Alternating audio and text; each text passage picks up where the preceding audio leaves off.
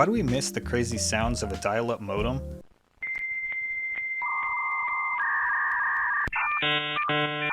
Why does a clunky Nokia phone bring a weird sense of comfort?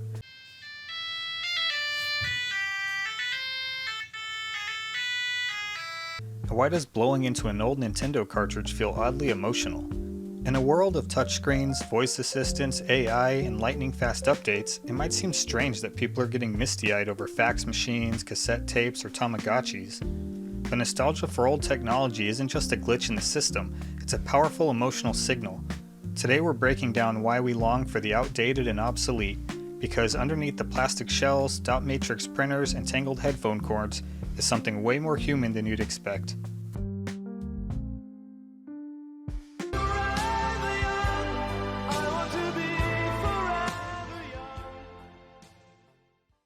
Let's start with the most obvious and most powerful reason we feel attached to old tech. It reminds us of who we were. You play ball like a girl! Psychologists have a name for this. It's called nostalgic memory anchoring. Basically, our brains attach strong emotional significance to things we interacted with during meaningful life stages. So when we hear the sound of an old AOL login, "You've got mail," or the clack of a typewriter, our brain doesn't just hear sound, it time travels. Great Scott! We don't miss dial-up because it was fast or convenient. We miss it because it reminds us of our first email account, or the day we learned how to use the internet. Dear Mr. Scully, Mac rules the world. Your Mac friend, Brent Rambo. Those moments aren't just about the device, they're about us. Old tech is like a time capsule, and each beeping Game Boy, rewound VHS, or burned CD holds the power to send us back not just to a certain time, but to a certain version of ourselves.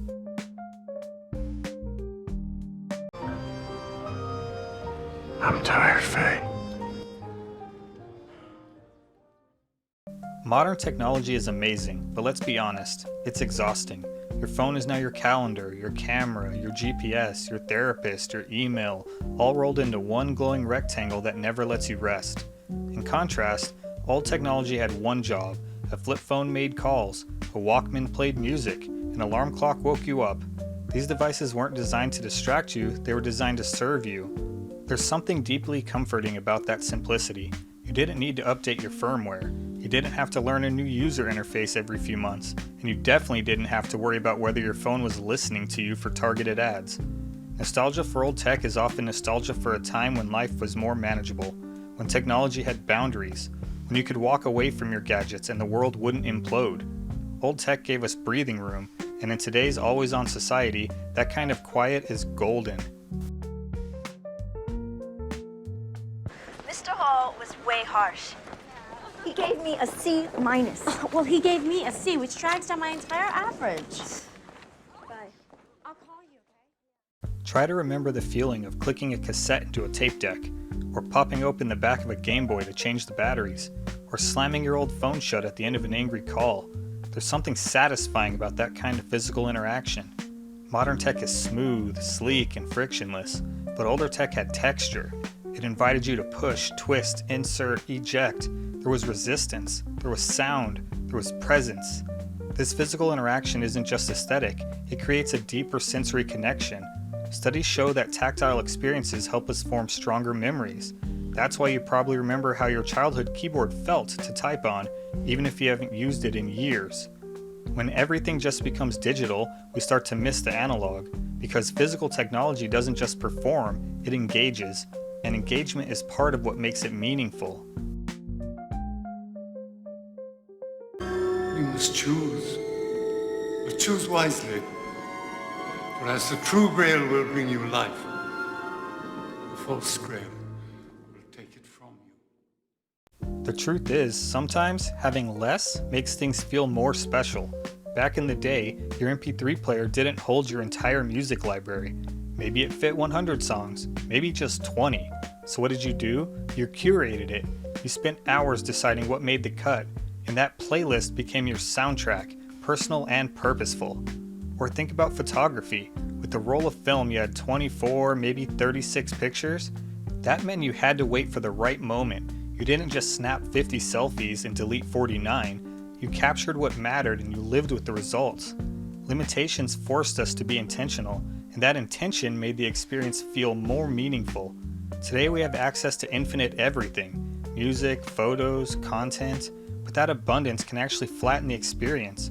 Nothing feels rare, nothing feels earned, nothing feels special. Old tech made you choose, and in doing so, it made you care. And I gotta tell you, it was perfect. Perfect. Everything, down to the last minute details. In an age of algorithmic curation and 4K perfection, there's something deeply refreshing about a little imperfection. Old tech was glitchy.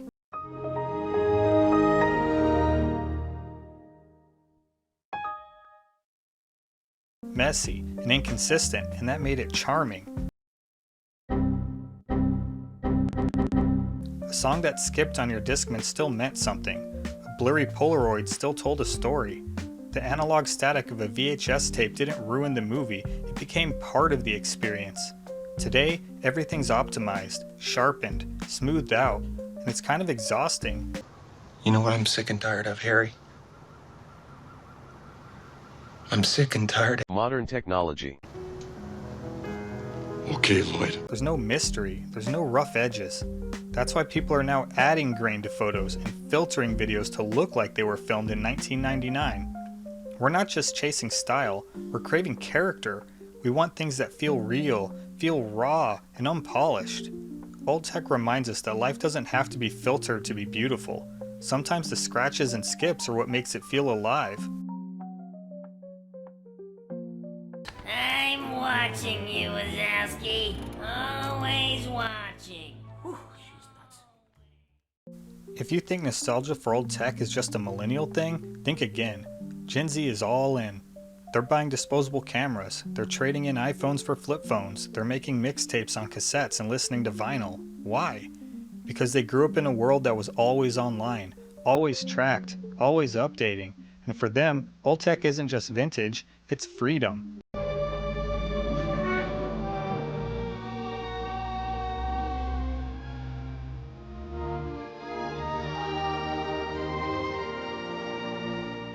Using a digital camera from 2005 feels private. You take the photo and it stays on the camera. No auto uploads, no instant judgment. You're not pretending anymore. You're plastic. Cold, shiny, hard plastic. It's yours.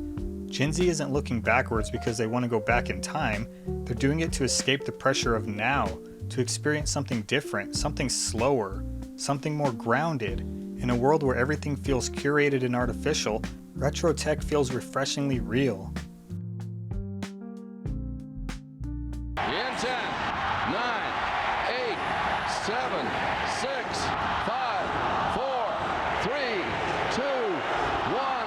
Happy 2000!